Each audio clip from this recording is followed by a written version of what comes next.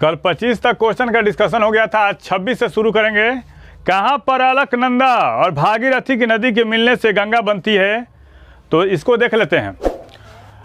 अलभागी, अलमंदा, अलडार, अलडार, अलधौली, अलधौली। तो इसको क्या कहा जाता है? देवप्रयाग, रुद्रप्रयाग, रुद्रप्रयाग, कर्णप्रयाग, कर्णप्रयाग और विष्णुप्रयाग। थोड़ा सा इसके बारे में हम लोग देखेंगे क्या है ये। तो अलकनंदा और भागीरथी के संगम को कहा जाता है देवप्रयाग कहा जाता है, और अलकनंदा मंदाकिनी के संगम को क्या कहता है? रुद्रप्रयाग। और अलकनंदा और पिंडार, डार मतलब अलकनंदा, सब में अल कमन है, पिंडार, पिंडार। और ये क्या होगा? अलकनंदा और भागीरथी। क्या है? अलकनंदा और भागीरथी। अलकनंदा मंदाकिनी, कौन? अलकनंदा मंदाकिनी, और अलकनंदा और ये पिंडार, और अलकनंदा, अलकनंदा और धौली गंगा, अलकनंदा और धौली गंगा के संगम को क्या कहता है? विष्णुप्रयाग। यानी अलकनंदा भागीरथी देवप्रयाग, अलकनंदा मंदाकिनी रुद्रप्रयाग, अलकनंदा पिंडार कर्णप्रयाग, और अलकनंदा धौली गंगा विष्णुप्रयाग। एक और क्वेश्चन होता है, भागीरथी और भिलंगाना के संगम को क्या कहा जाता है? भागीरथी और भिलंगाना के संगम को क्या कहा जाता है? एक कहा जाता है गोविंद प्रयाग। ये काफ़ी पूछता है एग्जाम में, ज्योग्राफी में पूछता है। अलकनंदा भागीरथी देवप्रयाग, अलकनंदा मंदाकिनी रुद्रप्रयाग, देव रुद्र कर्ण विष्णु, अलकनंदा और मंदाकिनी रुद्रप्रयाग, अलकनंदा पिंडार कर्णप्रयाग, अलकनंदा धौली गंगा विष्णुप्रयाग, और भागीरथी भिलंगाना गोविंद प्रयाग। भारत सरकार द्वारा राजकीय चिन्ह को कब अंगीकृत किया गया? 26 जनवरी 1950 को। राष्ट्रीय झंडा को कब मान्यता दी गई? राष्ट्रीय झंडा को मान्यता दी गई थी भारतीय संविधान सभा द्वारा 22 जुलाई 1947 को। राष्ट्रगान और राष्ट्रगीत को कब मान्यता दी? राष्ट्रीय गीत को मान्यता दी गई थी 24 जनवरी 1950 को। और राष्ट्रीय चिन्ह को मान्यता कब दी? राष्ट्रीय चिन्ह को मान्यता दिया गया था 26 जनवरी 1950 को। और शक संवत को कब मान्यता दी गई? शक संवत को मान्यता दी गई थी कब? शक संवत को मान्यता दी गई थी 1957 में मान्यता दी गई थी। मध्यरात्रि के सूर्य का देश किसको कहा जाता है? तो नॉर्वे को कहा जाता है। इसके बारे में देख लेते हैं। डूबते सूरज का देश, डूबते सूरज का देश, डूबते सूरज का देश कहा जाता है ब्रिटेन को। दक्षिण का ब्रिटेन किस देश को कहा जाता है? दक्षिण का ब्रिटेन, दक्षिण का ब्रिटेन कहा जाता है किसको? एक कहा जाता है न्यूजीलैंड को कहा जाता है। दक्षिण का ब्रिटेन किसको कहा जाता है? न्यूजीलैंड को। और अर्धरात्रि के सूर्य का देश किसको कहा जाता है? अर्धरात्रि के सूर्य का देश, अर्धरात्रि के सूर्य का देश किसको कहा जाता है? एक कहा जाता है नॉर्वे को। अर्धरात्रि के सूर्य का देश किसको कहा जाता है? नॉर्वे को कहा जाता है। 29 नंबर, मानव शरीर की सबसे बड़ी ग्रंथि कौन सी है? ये लीवर है। तो थोड़ा सा लीवर के बारे में देख लेते हैं, यकृत के बारे में। यकृत का जो वजन होता है 1.5 kg होता है। मानव शरीर की सबसे बड़ी ग्रंथि कौन सी है? मानव शरीर की सबसे बड़ी ग्रंथि, मानव शरीर की सबसे बड़ी ग्रंथि कौन सी है? ये है कौन? यकृत है। कुफर कोशिका कहाँ पाई जाती है? कुफर कोशिका ये यकृत में पाई जाती है। कुफर कोशिका कहाँ पाई जाती है? यकृत में। अमोनिया को यूरिया में कौन कन्वर्ट करता है?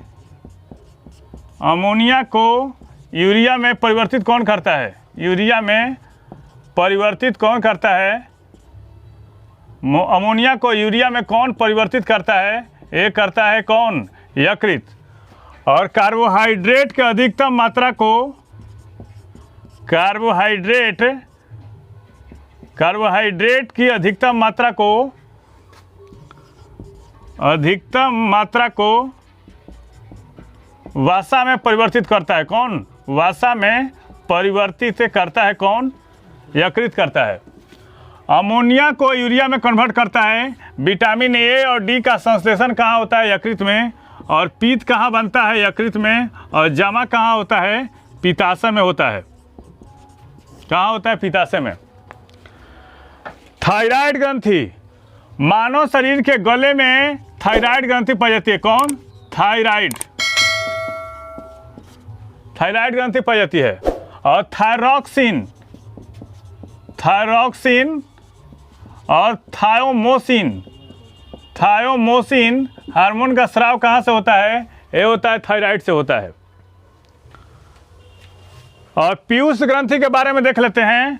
पीयूष जो है, पीयूष ग्रंथि, यहाँ से 13 हार्मोन निकलता है। 13 हार्मोन निकलता है। इसको मास्टर ग्रंथि कहते हैं। मास्टर ग्रंथि कहते हैं इसको। और पूछता है क्वेश्चन, कौन ऐसी ग्रंथि है जो पीयूष ग्रंथि से स्वतंत्र रूप से काम करती है? तो यह होती है परावटु ग्रंथि।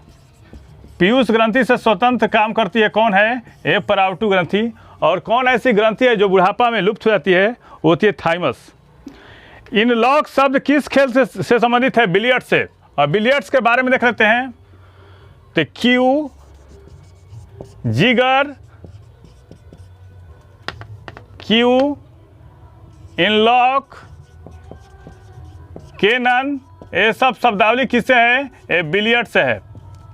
और भारत के पंकज अडवाणी कौन सा खेल खेलते हैं? तो ये बिलियर्ड्स। वह पुस्तक जो सभी लुप्त प्राय जानवरों और पौधों का रिकॉर्ड रखता है वो होता है रेड डाटा बुक। और इसकी स्थापना कब की गई थी? IUCN द्वारा जारी किया जाता है क्या? रेड डाटा बुक जारी किया जाता है। और IUCN की स्थापना कब की गई थी? 1948 में की गई थी। कब? 1948 ईस्वी में, जिसमें इंडेंजर, वुल्नरेबल ये सब जारी किया जाता है। कौन किस कैटेगरी में है? बेरोजगारी का अध्ययन किस में किया जाता है? बेरोजगारी का अध्ययन किया जाता है समष्टि। बेरोजगारी का अध्ययन किया जाता है समष्टि अर्थशास्त्र में किया जाता है। 32 का बी हो जाएगा। और सूक्ष्म अर्थशास्त्र के जनक कौन थे? एडम स्मिथ थे।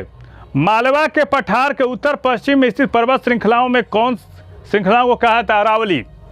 अरावली की सर्वोच्च शिखर कौन सी है? अरावली की सर्वोच्च शिखर कौन है? अरावली का सर्वोच्च शिखर ये कौन है? गुरु शिखर। अरावली की सर्वोच्च चोटी कौन सी है? गुरु शिखर है। और बिंद और सतपुड़ा के बीच कौन सी नदी बहती है? बिंद एवं सतपुड़ा के बीच कौन नदी बहती है? तो ये होती है नर्मदा। और सतपुड़ा की सबसे ऊंची चोटी कौन सी है? ये है धूपगढ़ी। मैकाल श्रृंखला की सर्वोच्च चोटी कौन सी है? अमरकंटक। और नंगा पहाड़ी की सर्वोच्च चोटी कौन सी है? ये है माउंट सारामती। कौन सा वायवीय और अवायवीय श्वसन में समान है? तो ये ग्लाइकोसिस होता है। ग्लाइकोसिस की प्रक्रिया होती है। और कौन सा राज्य शहतूत कीट पालन में अग्रणी है? ये है कर्नाटक। शहतूत कीट पालन में कौन सा राज्य अग्रणी है? तो यह है कर्नाटक है। 36 नंबर क्वेश्चन, राष्ट्रवादी कांग्रेस पार्टी की स्थापना कब की गई थी? तो ये की गई थी 1999 में। थोड़ा देख लेते हैं इसके बारे में। भारतीय राष्ट्रीय कांग्रेस की स्थापना कब? ये की गई थी 1885 ईस्वी में। बीजेपी ये 1980, भाकपा ये 1925, डीएमके 1930 और तेलुगु देशम 1982, सपा 1992-93, बसपा 1984, राजद 1997, आम आदमी पार्टी आप ये इसका हो जाएगा 2012 में, बीजेपी 1980, शाहजहां की किस पुत्री ने कैद के समय में उसकी सेवा की थी? ये थी 3 बेटियां थी, जहां आरा, रोशन आरा और गोहन आरा, और उसमें सेवा की थी जहां आरा ने। आज 37 तक क्वेश्चन का डिस्कशन हुआ, इसका आगे कल करेंगे। Thank you.